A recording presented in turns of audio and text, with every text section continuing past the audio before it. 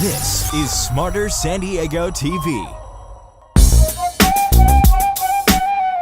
Bacon.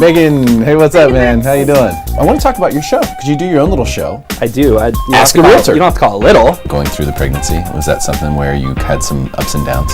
So you delivered twice in one day. That was awesome. Yeah, I closed it and yeah. When you are your own HOA, because you own every unit in that complex, you decide how long someone needs to stay there to actually meet that limit. Could be a PITA. You know what that means, Rebecca? I don't. Pain in the ass. And in a market like this, sellers don't have to deal with PITAs. Welcome to Smarter San Diego TV, where we guarantee to make you smarter than everyone else, and we do it all commercial free.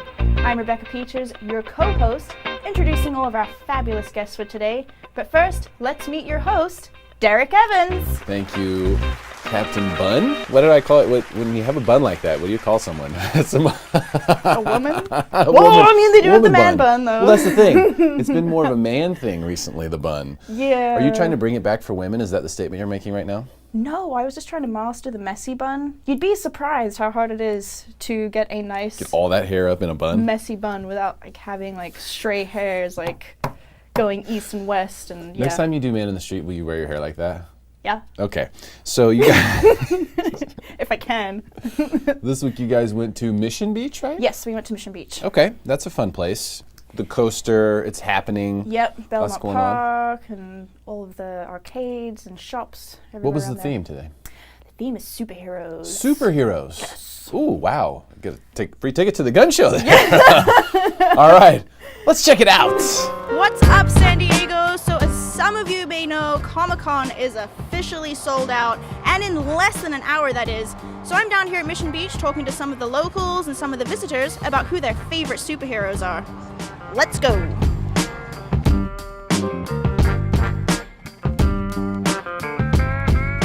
Who is your favorite superhero? And tell us why. Superman is my favorite superhero because he could do anything. I have a couple. Is that cool? Can I name top three? Go ahead. Storm, because she can control the weather and fly. Spider-Man. Have to go with Batman. When I was younger, Wonder Woman. So Goku, Dragon Ball Z. I was Wonder Woman every Halloween. Because he doesn't really have a power or anything. He's just a tough guy. Batman is a punk. He's a rich kid with a fancy belt. Superman is the guy. He is cool and stuff. Shadowcat, because she can walk through stuff, which is really cool. Superman and Wolverine. Now, if you could have any superpower, what would it be? Flying. Flying would be kind of cool. Oh, flight, for sure. To fly. Flying, for sure. Teleportation, so I could just teleport anywhere. And then flying. Flying would be nice. To turn invisible. And if you had that superpower, what would you want to do with it? I would destroy the Earth. I'd fly in and out of universes. Be able to just jump up and fly. Take off. Flying, I would just fly, traffic, Thinking about it now, it'd be kind of tough, right? It could be all cold and everything, and I couldn't bring my stuff, but... Why do you want to be invisible? Then nobody could see me. And there you have it. Go ahead and comment on our Facebook about who your favorite superhero is, and maybe what type of superpower you would like to have and how you'd use it. Derek, back to you. Destroy the planet? I know, I was surprised What's up by with that guy? I don't know. He Wow. was very serious about his superheroes, though. Oh, really? You asked the wrong guy. Yeah. Yeah. So he was very serious about the superheroes. The kid was cute. He was adorable. Yeah, that's funny. I want to be invisible so no one can see me. What are you going to do, buddy? I was surprised that I was expecting more women to be like, oh, I love Batman, or I love Superman, or Spider-Man. I couldn't get any woman to talk on camera. Not even to say, Captain America's sexy or something. Well, the problem is with y'all is that y'all are too worried about how you look on camera. That's the problem. It's tough to go. You can't stick a camera in a woman's face. Every man knows this. Okay, but we send you and Angela out on the street. At the beach. At the beach. Beach hair. People are wearing nothing and they're expecting just chill. Touché. And you start to, stick cameras in their face. So that makes total sense to me. That's why I send you guys to do it, because I don't want to do it. Yeah. But great piece, though. Yeah. Really cool. What's up next? Do we know which beach we're doing next? I think we're going to be going to Imperial Beach. Imperial Beach. Oh, that'll be good. Yes. I've never even been to Imperial Beach. Neither have I, so Really? I'd like to Isn't that sad? try We've it never been out. to Imperial Beach. We live in San Diego County. Let's get to this week's question of the week. We got a jam-packed show today. I want to get to it. Yes. All right, so this week's question of the week is from Bob in Ocean Beach, and he writes in, I've been thinking about selling my stocks and buying rental units as I don't trust the stock market anymore, and these recent swings have been giving me an ulcer. However, I've been hearing on your show that it's not such a great time to buy real estate. Please advise. Well, it's not a great, Bob, it's not a great time to buy real estate, but that doesn't mean that it's a bad time. So I'm glad I asked this question because a lot of times people think it's got to be black or white. And if you're buying rental units in cash, you can really never go wrong because you know exactly what you're getting. If you have $1 million in cash and you want to buy 4 $250,000 condos, it really doesn't matter if those condos are worth $170 the next year or $570 the next year, except for your tax basis. What you are doing is you are investing the money based on the rent that you can get. So what matters more than what the price of those units are is what is the price of those units versus what you can get in rent. And Bob, that's the only thing you should be looking at if you're looking to buy rental properties, no matter what the market is or what interest rates are. If you're buying them in cash, then the only thing that matters is how much does it cost for me to get this cash flow? How much am I buying this cash flow for? The good thing about real estate is that you can trust it a lot more than the stock market because you are getting an underlying physical asset. It makes a lot of sense right now with turmoil in the global economy. Whenever you see gas prices this low, the stock market should be going down every single day, and it's not. Something's wrong. That's been the case for a while, so who knows what will actually happen. But if you want to be on the safe side, you have a great big investment account, I would peel some of those profits off and reinvest that into real estate. It actually does make a lot of sense. And here's the thing that's crazy, Beck. A financial advisor nor a real estate professional can ethically advise someone to do that. And why is that? It's considered a conflict of interest, Oh, which makes okay. sense. Makes sense. If you're in real estate, you can't tell someone to sell their portfolio and then go buy real estate because they're thinking, oh, well, you're just saying that because you're in real estate. You want to make a commission, and therefore that you cannot give that advice ethically. Okay, according to the enforcement agencies for both parties. And when it comes to financial advisors, exact same thing. They can't tell you go sell real estate and buy stocks. So they could tell you to sell stocks and buy real estate, but very few financial advisors are going to tell you that. So Bob, you're onto something here. This does make sense. Take a look at it. There still are good deals out there. There still are investment opportunities out there, but not all opportunities are really opportunities. So be careful with what you do. I'll be happy to help you, of course, offline. That's what you can do when you email the show. Not only will we respond to your questions on TV in some cases, but we will always give you as much personal touch as we possibly can. We appreciate you writing in to the email address on the screen. All right, we got a jam-packed show today. I got to get my jacket on. It's time to start the show.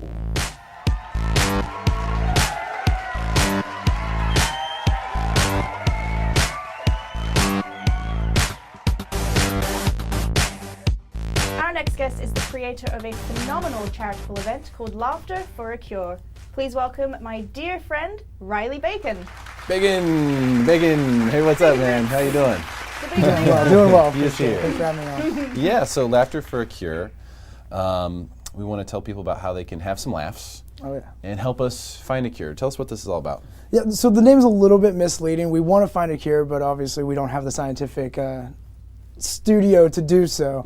So really we just do it the best way we know how, which is through laughter. Because laughter is a great cure, great medicine for everybody. And a lot of people have a lot of things they want to forget, a lot of things going on in life, and we try to help them forget that with Laughter for a Cure. We also donate to a bunch of different organizations, which is really a great thing because we don't just focus on one. We want to jump around a little bit and help everybody. Okay. Is there a theme going on ultimately? I mean, it sounds like it's about cancer. Is that right? It's based around cancer due to deaths in my family, people being diagnosed with it, friends, family alike. Everybody's dealing with it.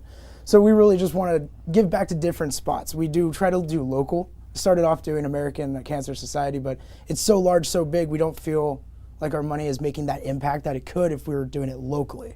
So we're keeping local, and we're moving up to Santa Barbara because that's where my cousin was when she was diagnosed.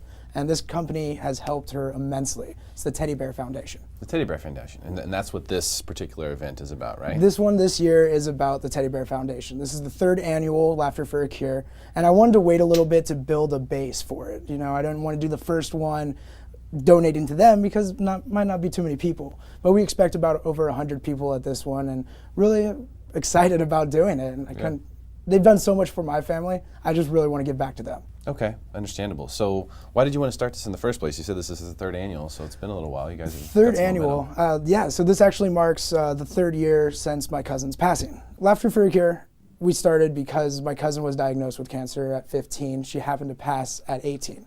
So this marks the third annual. Wanted to start it really because she was just an amazing person that wanted to help everybody. She cared more about other people than she did herself. A little story I have about that. I went to go visit her and saw her in hospice, and it was the sweetest thing that I'd ever seen because she was asking if everybody else was okay. Like, oh, can I turn the fan on for you guys? It's like, no, just lay there. Just do you. And it was just the sweetest thing I'd ever seen.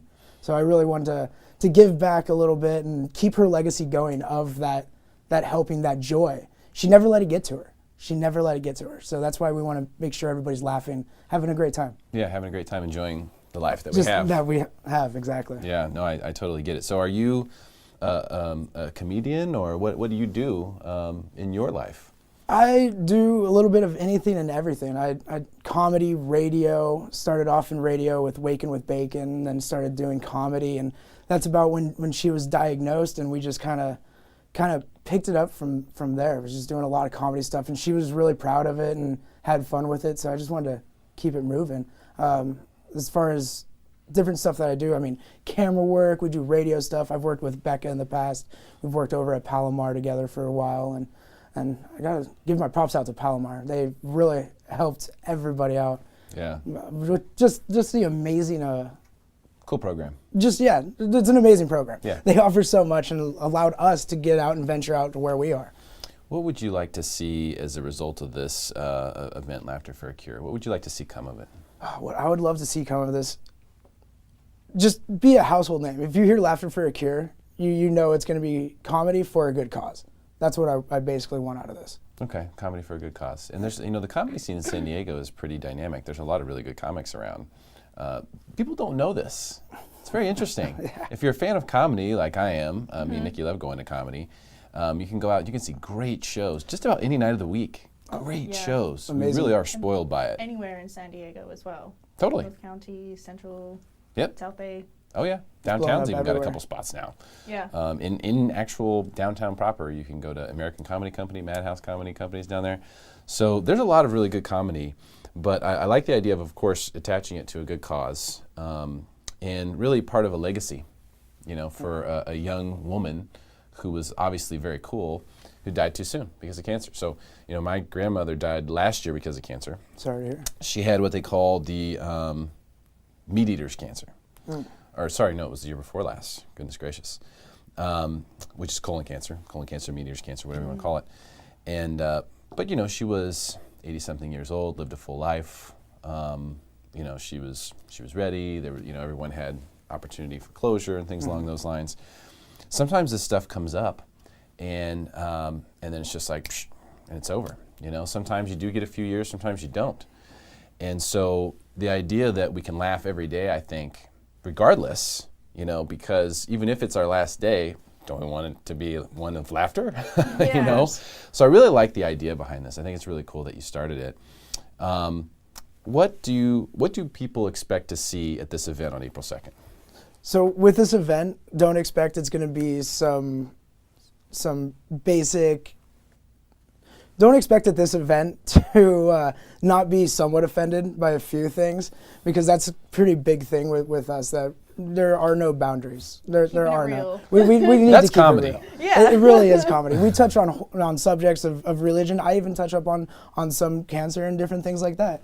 And there is no reason to be upset by any topic, because every topic needs to be discussed. Mm-hmm. Well, I think that's part of the coolest thing about comedy is that there is nothing off limits. Yeah. I mean, people will make jokes about any and everything, and that's the one place where it's acceptable, because everyone has sort of agreed when you go to watch a comedy show that there's no boundaries. Politically correct. Yeah, it's just about fun and having fun. And if one person laughs, that justifies it. Yeah. That's what it's about. So I totally get that. So let's see, we're going to be April 2nd. Which is a Saturday, and it's going to be in North Park. Yes, at North Park. Yeah, what's the venue? Till 2. Till 2. Till 2 club in North Park. And till 2. Till 2 club. So I in guess they're North open Park. till 2? Is that the idea behind Yeah, the name? yeah, They're open till yeah. 2? Okay. And what do you have and who do you have on your rundown so far? I know it's still in the making. It's pretty set. We've got some of those big names that you were talking about. Jesse Egan, who's nice. You've heard of him. Oh yeah. Yeah. So Jesse Egan's going to be coming on. Tommy Lucero, I believe you guys had him on as well. Medicinal Mike, Benji Garcia, people that are really just flourishing within San Diego. They're a little bit weed based, just because honestly, with cancer, like weeds is just an amazing thing. It does for help. it. Medical marijuana is no joke. Yeah, I've seen Medicinal Mike before. Jesse Egan has been around forever. He won Top Comic, I think, in San Diego a year or 2 ago. He's also going to be hosting the Tonight in San Diego show. Exactly. He just got that gig, so he and I share some mutual friends in the comedy space, like Perfect. Mike Vinn and Bob Hansen, who moved to New York, but he's been back a few times since. So it's really cool. So for people to come to the event, what do I need to do? Do I have to buy a ticket? Do I just show up? You can show up at the door, but it's going to be $10 at the door. Okay. If you buy online, it's your best bet, and you can check that out at facebook.com/laughter for a cure. Okay, cool. I'll put that up on the screen for you. Yeah, facebook.com/laughter for a cure. About $5 a ticket. And again, at the door, it's $10. But we also have raffle prizes. Okay. We do raffle prizes with different local businesses. And it's just $5 a ticket. Goes to a great cause. Everything's going to Teddy Bear Foundation. Okay, fantastic stuff. Mr. Bacon, Yeah. thank you. Appreciate it. Appreciate your time. Stick around for more Smarter San Diego TV, where we guarantee to make you smarter than everyone else, commercial free.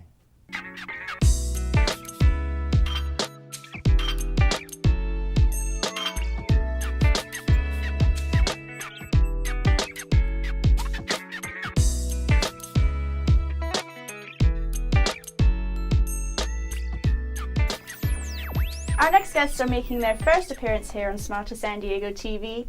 Please welcome real estate professional Gisela Sanchez and her special guests, producer and creator for the finest women in real estate, Marie Antoinette Waite and Steve Matley. Welcome to the show, guys. Great to have you here. Marie Antoinette. Yes. Can I call you M.A.? Does anyone call you that? No. They call me Marie. Perfect. So the finest women in real estate, that's kind of your thing, isn't it? Yes. So tell us about your organization, what you guys do. Well, the Finest Women in Real Estate is a group of women in the real estate industry, and they are very dedicated, hardworking women, and they are also in a situation where sometimes they're struggling in life. So it's a combination of, running the business and running their family and experiencing the juggle and the just overall, hardship about the whole thing. The wholeness of the picture. wholeness. So it's not just about professional success Yes. or just about the hardships. It's sort of about the whole picture. Exactly. And you promote these women. I do. Okay, Yes. and that's your thing. And then now Steve, she had this idea for this thing. This is what her company does, and now you're turning it into a TV show. Right. I helped Marie get her company started because I do business advising. And then as she started building that up, she had an idea to do a reality TV show for it. And so she approached me and said, "Do you think this can happen?" And we decided if we're going to do this, we're not going to do this halfway. We're going to do it the right way and set out, why do we want to do this? And we thought, this is an opportunity to sort of break the mold on what's on reality television. The way they tend to present women is not usually the best aspects of women. They tend to be a lot of catfighting and those type of things. This was to be positive, uplifting, show women at their best, show women in a competitive industry that actually collaborate and work together, which they do, and also teach the audience a little bit about some of what goes on with the real estate agent so they understand it's not just about I go to a listing appointment and then your house sells and I get a check. There's a lot of work that goes behind it, and there's a lot of hours and a lot of sacrifice that these real estate ladies make to make these happen. So Marie approached me, we put together the business model and started casting and put together the investors, and we shot a pilot, and it is now in distribution negotiations. Wow, that's so cool, isn't it? Because we have some recent experience in the reality show space. I know it's not easy. Especially in real estate. Gisela, thank you so much for being here. It's great to see you. It is a lot to do, and you were recently mothered. Yes, mothered is what I called it. Babied. She's been babied. She's newly baby. Yeah, it's a beautiful thing. So there's a lot going on. I mean, I could see where you would be a perfect fit for this, but tell us why you want to do it. I want to do it because I want to encourage women. I know there's a lot of women out there, whether they're realtors or they're mothers or they're in other businesses, but they just don't believe in themselves. And I want to be that encourager to show them that, hey, you can do anything, you know, if you just really put your heart into it. And obviously you're not going to be alone. I do a lot of praying, so that helps me. But yeah, I'm doing it just to really encourage women, you know, and just to lift them up, because we need a voice and we need to encourage one another. Was it a difficult process for you professionally going through the pregnancy? Was that something where you had some ups and downs? I have been so busy. I was telling my husband I didn't even get a day off. I was closing the transaction when I was giving birth, and I just kept going. Yeah, I know. But you know, it's the good thing about real estate is that you work from home, and you know, you make your own hours. But yeah, it was difficult, but very rewarding. Difficult when you have a difficult client sometimes, but you just learn to love them even more. Superhero. So you delivered twice in one day. That was awesome. Yeah, I closed it and I don't know what to say there. She closed escrow and got baby dolls. Yeah, thank you. Well, that's cool. So you want to lift people up. I mean, that makes sense. I've known you for a long time. That fits you perfectly. And I think that it is important to have something like this.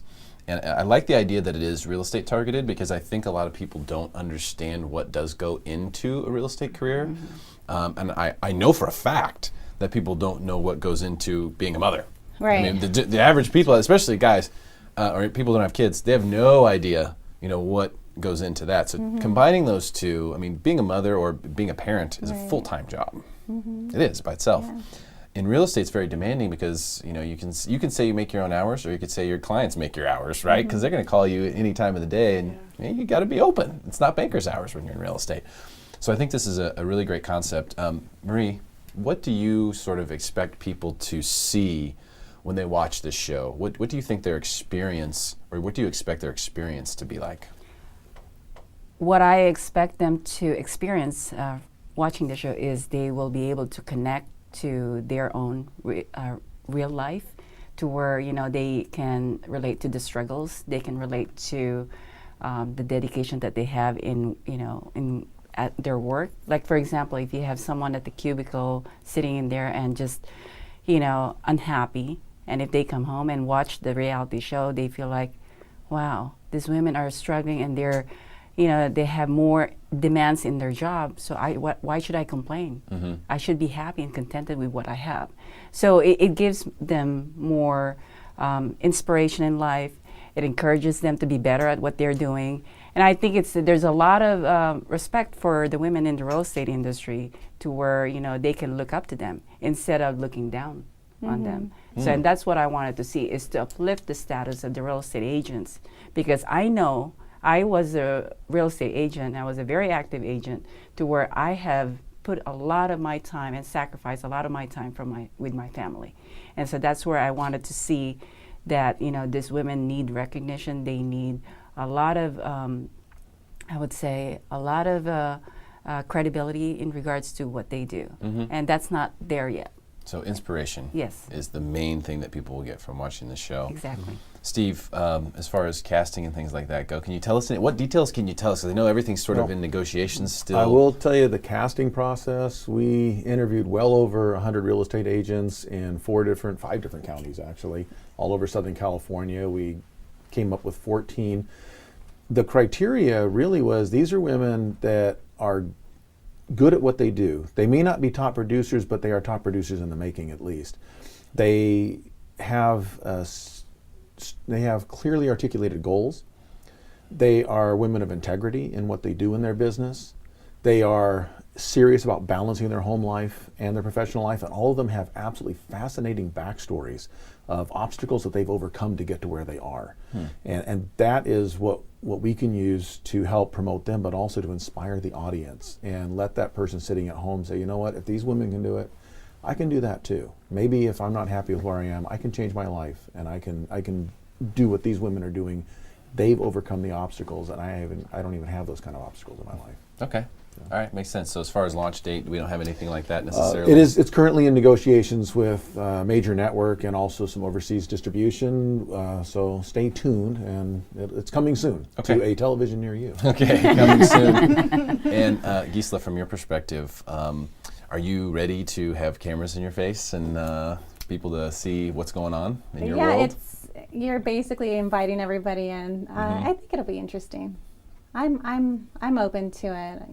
Hopefully, you know, they're going to see the good, the bad, and everything, but there's not too much bad that I hope there isn't. But we'll see.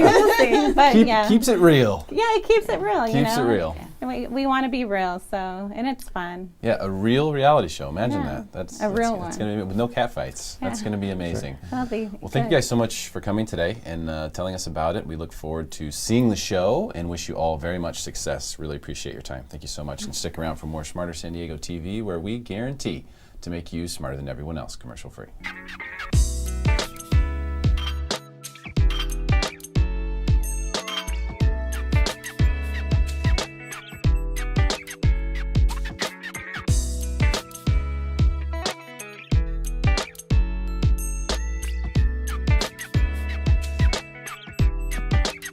Our next guest is a real estate debate champion and one of San Diego's up-and-coming young stars in real estate. Please welcome to the show, Jason Cassidy. Mr. Cassidy, how do you do? I do well. I don't know. Did I clap during that part too? You can. Okay. Yeah, everyone's clapping. Our audience is Good. clapping right now. Thank you. Social media and real estate today. Yes. Is the subject. Yeah. And I would actually, I know I wrote this, up and coming young stars, but you had you're here now officially as of last year. I mean, you proved yourself. I mean, I'm always trying to go further. Yeah. But yeah, it was a good year. Yeah, good year for you. Good for you, man.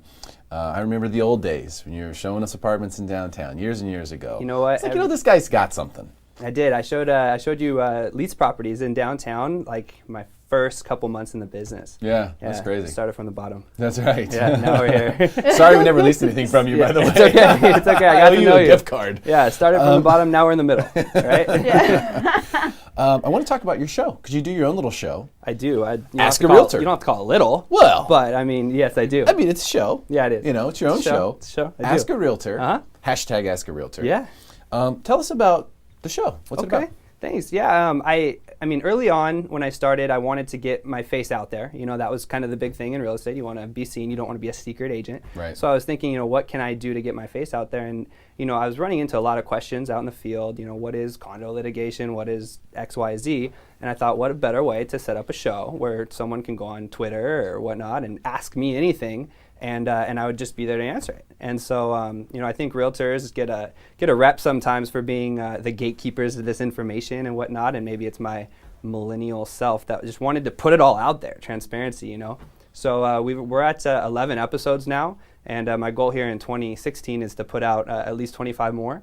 And, it's 2 or 3 answers per show. And so we have a nice little collection of answers. So is it just on Twitter? So if I'm listening to the show, watching this show right now, I want to ask you a question. Can I go on Twitter and just hashtag Ask a Realtor and then put my question? Yeah. That's how it works? That's the best way to do it. I mean, you can also find me. If nobody asks me a question on Twitter for that whatever time frame, I'll go online and I'll see what people are talking about, or I'll use stories from my from my personal life of people asking me questions in the field. So I've pulled from everywhere. People have asked me on Facebook and whatnot, but Twitter is the kind of the key. Use that hashtag Ask a Realtor, and you can pretty much ask me anything. Okay. Yeah. Now you and I both kind of had the same social media inspiration, Gary Vaynerchuk. Yeah. Gary Vaynerchuk. Vaynerchuk. That's right. Or Gary V. Gary V. Tell me about your inspiration from Gary V.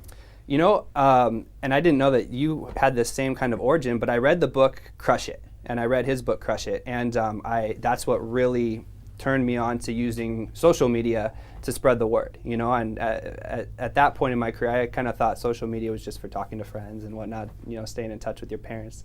But I could use this for business and really, reach out to clients, whether it be past clients or prospective clients. And the book Crush It really changed my perspective on that.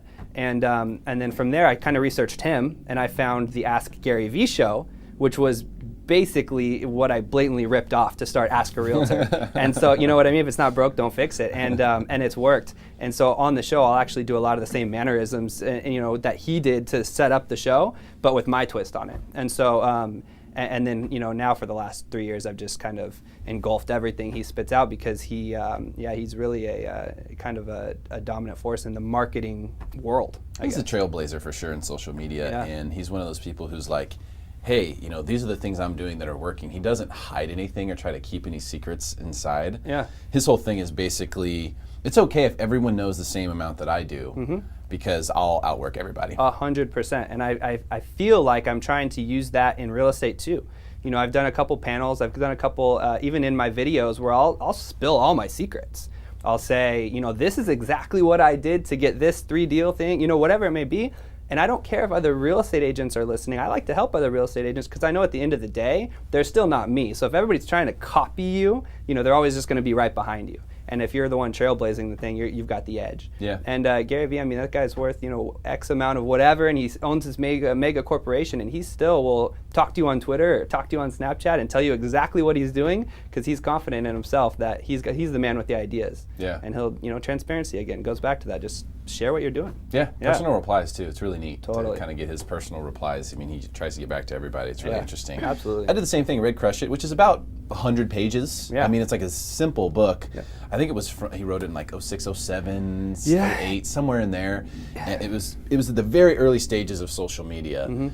And what he was basically telling you to do is like get out there and do it now and do it every day and do it for as long as it takes. Absolutely. Because he did how many episodes of Wine Library TV before? 1,000. There's 1,000. 1,000. And this was back when YouTube first started, like in 04, 05. I mean, he had, I don't think it was a cell phone camera. It was probably just a normal little video recorder and bad lighting and a bad mic, but he did it. And he did it over and over and over again when he was getting 1 view and 10 views and 20 views because he was building up his audience at that point. And that's really, he has a couple other videos called 1 is Greater Than 0. And that's been a huge inspiration to me because I'm like, no matter what I'm doing, you know, I'm getting 10 views on these videos, that 10 is better than 0. Yeah. And no matter what is going on, I need to be building up that view count and whatnot and just getting my name out there. Yeah. Yeah. No 1,000 question. episodes of Wine Library TV he did. Yeah, and that was really before anyone knew who he was. You know, he yeah. was just a guy who he owned a wine store and knew everything about wine. Everything Yeah. about wine. It was really impressive. Exactly. To watch that show. If you like wine, it's kind of a crazy show to go back and watch Yeah. some of the old Wine Library TV episodes. Really, really neat. Yeah.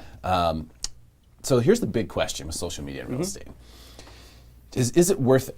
And this is the question that people ask me all the time. Like, should I be doing this? Should I be doing that? Do I need to open an Instagram, a Snapchat, a Twitter, and also do Facebook? And when am I going to find time to do all this? So, I mean, I'm just curious from your perspective, do you think that all this effort in the social media, do you think it has worked, or are you just expecting that it will work one day? 100% has worked. Has worked. Yeah, so it's 100% worth it, and it has worked. Last year alone, and I mean, I don't want to get too into it, but yeah, we did, I closed 2 deals from Twitter.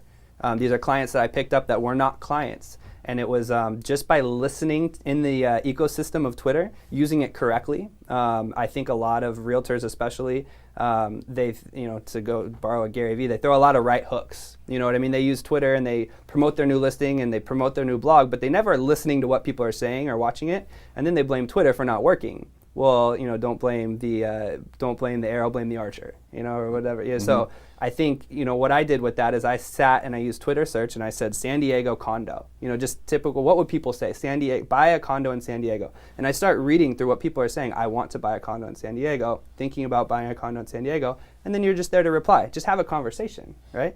And stuff like that is really what connects with people, I think. And just using social media the right way. Stop just getting out there and just spewing all your stuff and get in and interact with people. Yeah. Just like you would in the real world. Yeah, You know what I mean? I don't walk up to groups of people and just say, I'm Jason Cassidy, here's me, and just throw it all out there. You know, I walk up You don't and do I start a conversation. You know, I start a conversation and then I get to know them, and then from there we develop a relationship. Connect with them. Absolutely. So you don't just walk up to them and flick your business card off their forehead? That's not how you handle it? I've done it a couple times, but no, usually I don't. I have thick business cards. That would hurt. I try to be nice about it. So what you're talking about there is a really important point, not just in business but in life, which is listening. And I think that there's no question the homeowners, home buyers, or anyone out there, people, right, want to be heard. Yep. They want to know that someone is actually listening to what they're saying. So if that's the first experience someone has with you, I could see totally tweeting something, expecting to get answers from some friends and things like that.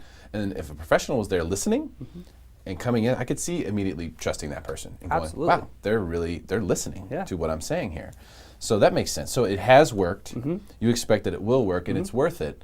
Do you do all social medias? Yeah, you have your bigs, your Facebook, your Instagram, and in my opinion, your Twitter and LinkedIn. And those are kind of my 4 bigs that I really focus on. And then you have some fringe stuff that I try and I see if it works for me, and if it doesn't, I can leave it, but at least I've tried it, and I've tried the ecosystem. So I do, I have a Pinterest account and a Snapchat account, but I don't know yet how that's going to work for my business. I do try to become part of the ecosystem and learn about it, but I am very visible on kind of your big. I believe it's important to have a big social media strategy, and it's not your end all be all, by the way, and especially as a realtor. Yeah. It's like, working out and dieting, 70% of it is your diet. That's still going out and meeting people and networking and working. 30% is your working out. That's your online strategy, whether it be Zillow or email marketing. And then you've got your supplements, right? It's just a small little portion that's going to put you over the edge. That's your social media right now. But you can't ignore it. That you need that little bit. I mean, you're talking about Facebook. You have the opportunity to kind of stalk and be in on 500 or 10,000, however big your sphere is, past clients, future clients, and just be learning and watching and interacting. I mean, it's crazy. You can't call that many people, and be productive. You have an opportunity to do it. I think social media has to be part of your marketing strategy. Research is huge, especially on Facebook. No question about it. Jason Cassidy, thank you so much for your time today. Really appreciate it. Absolutely. Don't forget the hashtags, man. Ask a Realtor. This is the guy. He will answer your questions, and you might make his really kick-butt videos. Stick around for more. Smarter San Diego TV, where we guarantee to make you smarter than everyone else, commercial free.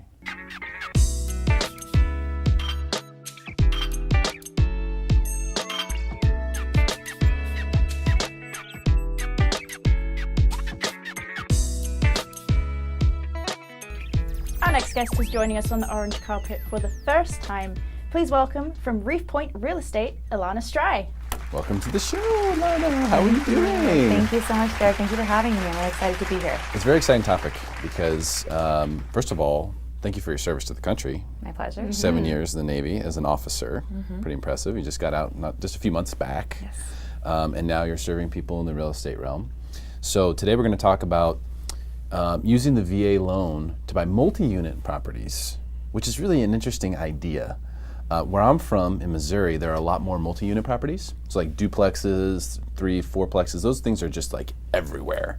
And it's a common idea for people to go and buy those as like your first home. Live in one side, rent out the other, and then eventually buy another one and rent out both sides, and that's kind of what people do. Here it's a little bit more difficult because there aren't as many, but some of the people who have the best opportunities are people who have VA eligibility. Right, because they have the 0 down component. And typically when you're buying, like an investment property or something like that, you have 20% down. In this case, as long as you're living in one unit, right, you can use it as a primary loan. Is that right? That's absolutely right, Derek. And the awesome opportunity, like you explained, is that there aren't as many multi-units here in San Diego. We're just a much more compact city. And at our price points, it's a lot more difficult to be a starter home and be upwards of $500,000 for your very first home when you're trying to buy a multi-unit. The no down for a VA loan really eliminates that hardship and gives you that opportunity to buy it as your very first home with no money down. No money down and no mortgage insurance. Exactly. Let's talk about how important that is, because even if you were, let's say, not VA eligible, you were going FHA, you're buying a duplex or a triplex, and you were able to do 3.5% down, which would be the minimum, right? You're going to have a massive mortgage insurance, which is going to eat into your ability to make it pencil in the long run. But with VA, you don't have. Honestly, I didn't even know that you could buy a 4-unit with a VA loan.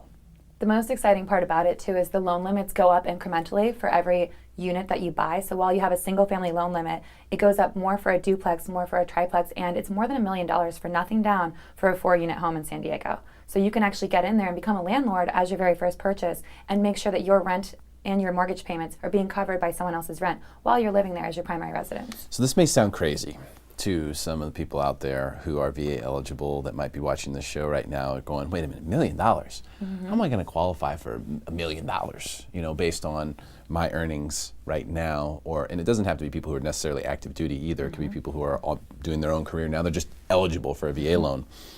How am I going to get $1 million loan?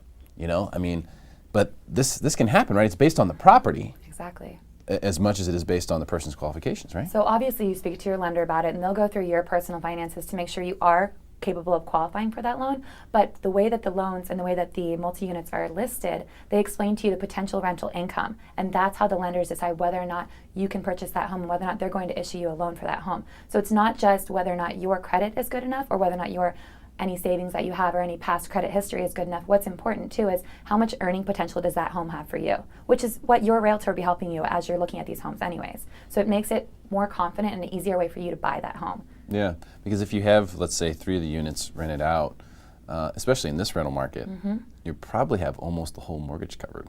I personally rent my second bedroom while I live there, and I use a short-term rental service, and it pays my mortgage entirely while I live there. So my next purchase is going to be a multi-unit, and I intend to have that also cover my mortgage, of course. So it's certainly doable here in San Diego. It's an incredible opportunity. It's a huge advantage because you know the reality is that we hire men and women to go protect this country, serve this country, and we don't pay them enough money.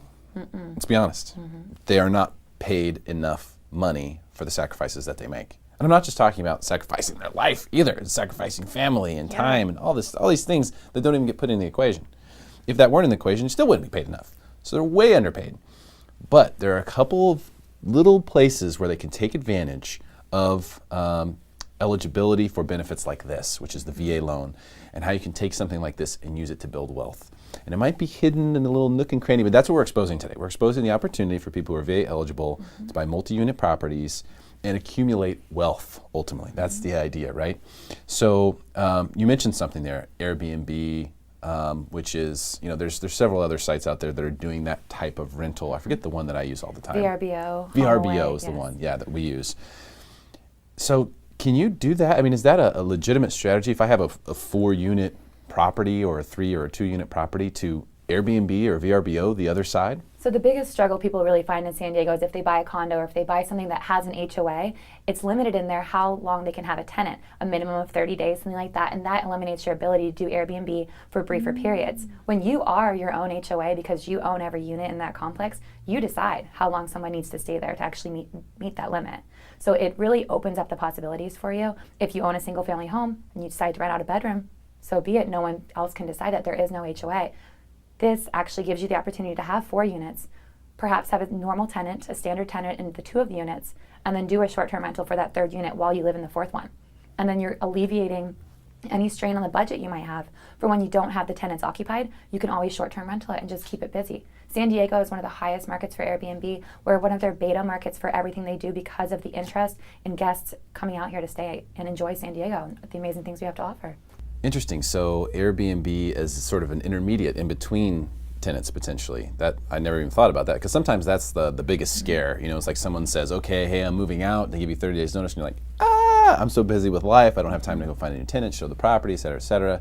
I guess you could just have it sort of always listed and then just turn it on and turn it off on Airbnb, right? This company, because of its success, subsidiary companies have sprouted that are there just to serve Airbnb's needs. So there are other companies like Pillow and other home management services that will flip your house for you. So you can have a property management company that takes care of everything. And of course, they want it to be occupied as much as possible, so they make as much money as possible when they're charging a commission percentage. So you don't have to worry about any of it, and you can make sure that your properties or your additional units are making as much money as possible for you. It's an incredible opportunity, like I said. Wow. Plus, you get more dollars per days. Absolutely. If you use that method. So do you think it's smart for people to do that year-round, or is it just during certain peak times, certain peak seasons where the Airbnb really works out for these rental properties? I've had a phenomenal amount of luck with mine. I'm consistently booked about 80%. As I said before, it's my second bedroom and I'm making about $2,000 a month on it. So I obviously can't guarantee anyone else's success, but I do think the market and the need in San Diego is there. If you're down at the beach, there aren't hotels down there. If you're in La Jolla, if you're somewhere like that, $300 a night is starting for hotels. Totally. Tower 23, somewhere like that, $400 is easy, and that's Pacific Beach. If you could stay at someone's home or stay in their second bedroom and you're just going to be at the beach all day anyways, wouldn't you pay $100 a night before taxes? I mean, hotel taxes themselves add an extra $50 per night. Yeah. No question. Yeah, you don't have to pay any of that stuff. It's really, really cool. And we've got the loan limits on the screen right now, which I think are a little shocking probably to people who are VA eligible out there. Incredible. Whether they're active duty or retired veterans. You know, it's an amazing what the opportunity is in this realm, but Beyond that, there is one other little trick, right? Because if you find the perfect 4-unit and it's 1.2 million, let's say, just above the loan limit here that's available through the VA loan, what's the deal with that? There's a special piece of love there too, right? All you need to come up with is 25% of the difference down. So 25% of the difference. The difference, that's it. So if you want to buy something that's $100,000 higher than whatever the loan limit was, so say you're looking to buy something that's 1.25 million or what have you, whatever the exact $100,000 higher increment is, all you need to do is come up with $25,000. So you can get a $2 million loan for a 4-unit property for around $200,000 down.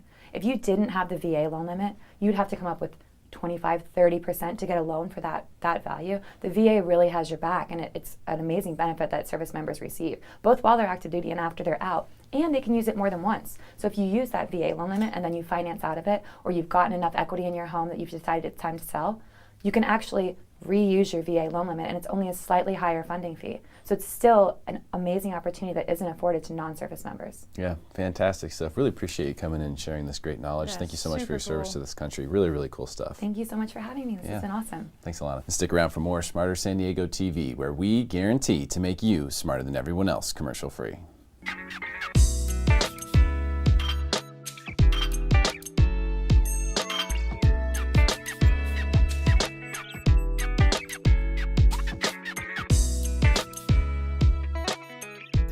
Our next guest is one of the top listing agents in all of San Diego. Please welcome back our good friend, Billy Colestock.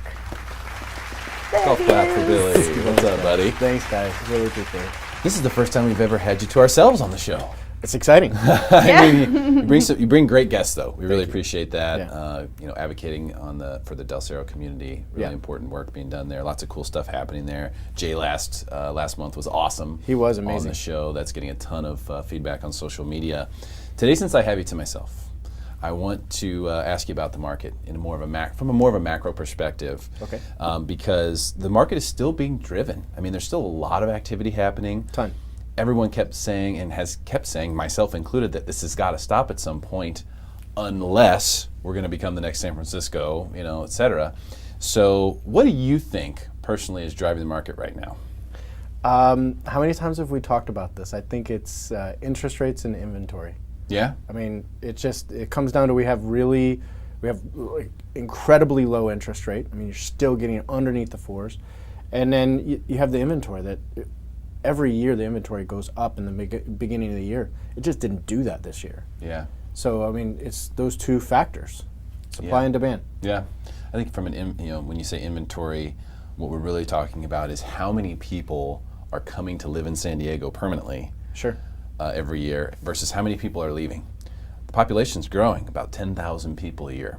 It shows it even in the numbers, and I don't want to get too statistical, but in January we listed 2,500 homes in San Diego countywide, and we sold 3,100 new pendings in January.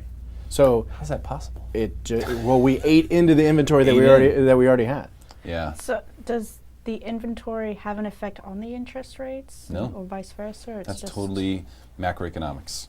So the interest rate's totally based on the demand for bonds, mortgage bonds, investors buying mortgage bonds. And by the way, you can't just go buy mortgage bonds. Like, I can't go buy mortgage bonds. You can't go buy mortgage bonds. You have to have some serious cake to buy mortgage bonds. What I mean by that is money. I've looked into it before, wanted to trade mortgage bonds at one point, and you can't do it. You need tens of millions of dollars, and the swings are huge. So it's big boy money that are playing in the mortgage bond market, and they're still buying bonds even though these yields are going down. It's just really interesting. I don't understand that because the Fed increased rates at that level, but the interest rate when you're buying a home hasn't gone up. Yeah. It's not logical. It doesn't correlate directly necessarily, because you're talking about the overnight lending rate to banks versus the mortgage bond market, right? And there should be a correlation there, right? But it's not necessarily directly correlated. Plus, the Fed only raised interest rates 0.25%. But they want to get it up higher. Yeah, I think they should. They should if the economy really is put back together. If we're still Humpty Dumpty, and we're still in a million pieces, then yeah, they should keep the rates low. But if we are really put back together and they really believe that, then they should raise interest rates. Because look at what we're getting. I mean, we have to be very aggressive. There's no such thing as a safe investment, which is the reason why all this money has been going into the mortgage bond market from all the big boys with all the cake, right? They're going there because they're like, okay, I'll take 2.5% on this bond. I'll take 3% on this bond with the associated risk underlying. Because what else am I going to do? The challenge though is wages haven't gone up, and job creation isn't what it needs to be if the economy is truly fixed. Right. And so that's the perplexing thing about the current state of the market is how do we continue to see this rise in prices and still see this demand? I think it's just about the number of people. The number of people in San Diego continues to increase at a rate at which the builders just simply cannot create enough units for us. It's true. We have so many people who are ready to buy. Plus, it's still affordable with the interest rate. The interest rate makes the home still affordable. Even though prices are up. Even though prices are up. And you've got a great team. Tell me about how your team helps not just your business but your clients. What we've learned is that we all have specific attributes that make us good at what we do. So what ends up happening is we just really focus on those. I try to tell our team, stay inside your lane and we'll stay inside of our pod. So what that means is to the consumer is when we're assisting you, we really focus on what our talent is and what we can bring to the transaction so that they can have a better experience. So it's really about what we can create for the client and the experience that we can create. Yeah. And it's all about customer service. How can we provide better service? Right. Well, what I really like is, and what makes me feel very comfortable and confident in recommending Billy, as we did recently to someone from the show who's going to buy a home. Thank you. Of course. I truly believe that you're the right guy to talk to. Because in a market like this, if you're a buyer, and let's talk about the buyers for a second. Because if you are a buyer in today's market, you may need your agent to do some dirty work for you. Yep. You may need them to go knock on doors. You say, hey, I want to be in this neighborhood. I want this type of home.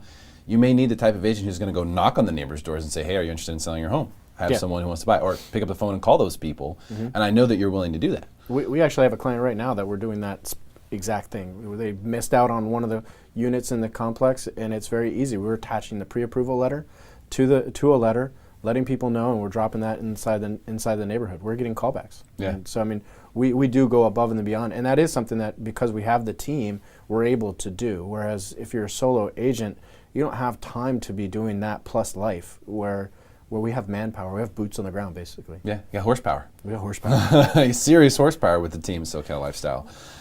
So as a buyer in this market, that's obviously important. Sure. What are some of the other things that buyers need to know in order to be successful in this market right now? Well, you know what, I mean, obviously contact us, or contact somebody who's a professional. You know, in this market, because there's, I mean, such lack of inventory, and the inventory that's not being bought is going, I mean, at lightning speed. We're listing a property and it's gone by the end of the weekend. You need to be working with someone who's on top of their game so that you're knowing about the properties when they come on the market, if not even before. Is that why it's good sometimes to work with a listing agent like yourself, because you're going to list a lot of properties? Sure. So if I'm a buyer and you know what my needs are, and then you get one that you're going to list, that's going to help me out, right? It's going to help you out, but you're limiting yourself to only the inventory that I create. Whereas if you're working with a buyer's agent, you're going to be opening it up to all of it. So it's a lot more effective and efficient to be working with somebody who's really focusing on your search. Yeah, no, that makes sense. Especially because now, what's really difficult in the people that I've been talking to lately is they actually do want to sell. It makes sense for them to change locations or to change property types or styles. And they're ecstatic about the fact that they can get so much money for their house. Yes. But then looking at what houses are available, few and far between, and how high the prices are, it's hard to make that transition. So how do you, in a market like this, how do you coach someone who's in that situation where they're super happy about the sell side, but the buy side looks like it's going to be a challenge? We're going to look at the pendings when I talk to that seller. The pendings are really what they need to be looking at because it shows the type of properties that are coming on the market, but they go off as fast as they come on.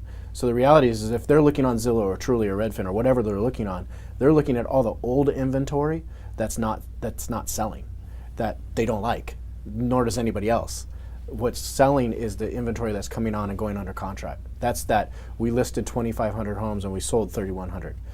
We ate into that existing inventory, but that 3,100 was the new inventory. It was the new stuff that came on. So we're going to look at that pendings, show them what's available. Interesting. Very, very interesting. Does it make sense? I mean, I know at one point a lot of properties were falling out of escrow. Mm-hmm. Does it make sense as a buyer to keep an eye on some of those pendings and maybe even submit backup offers in this market? Absolutely. I mean, there's still, a percentage of homes that are falling out. You definitely want to make sure that if you missed out on it, don't give up hope. That buyer may not qualify, they may not perform, who knows what the situation is. It could be a PITA. You know what that means, Rebecca? I don't. Pain in the ass. Okay.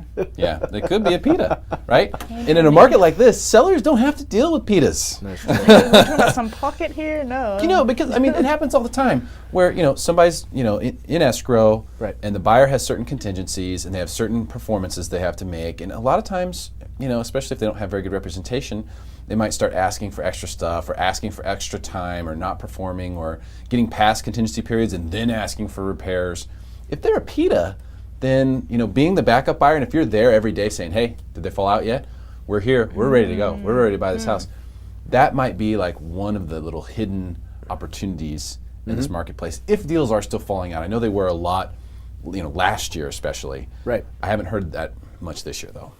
It happens. It happens. Most buyers, when they do pull the trigger, the agent does keep the deal together, but at the same time, you're right.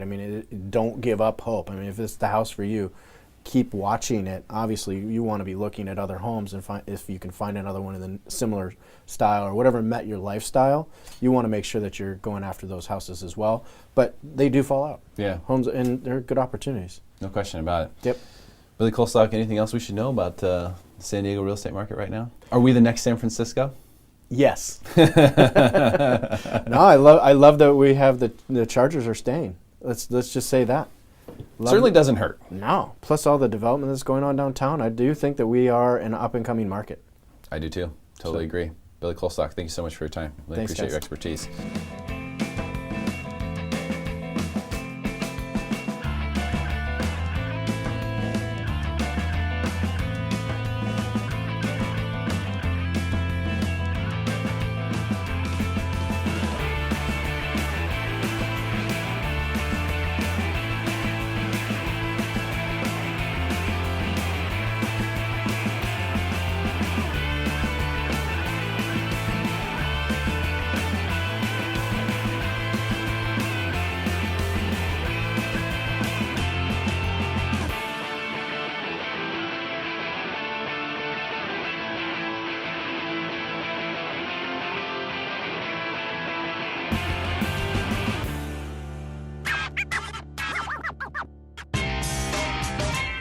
Hey, great show, guys. That's a wrap. Jade, what's your schedule look like? Do you mind breaking down the set?